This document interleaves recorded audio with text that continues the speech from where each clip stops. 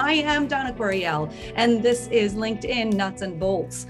Right here on the top, that's probably the most important space to focus on, because that's the space where you're going to be starting posts, creating the tidbits that are going to help you to engage with everyone that's on LinkedIn. So that's right over here. I think it's really cool because some people are very sensitive as to how their name is stated or said, and this can really avoid any confusion. So if you are either on the receiving end and can put this in as an option, versus you are someone who is reaching out to someone else, obviously through audio, whether it's through a Zoom session or through a phone call, you can really, if they have this feature enabled, you can use this to figure out how to say their name before you meet them. Donna Coriel.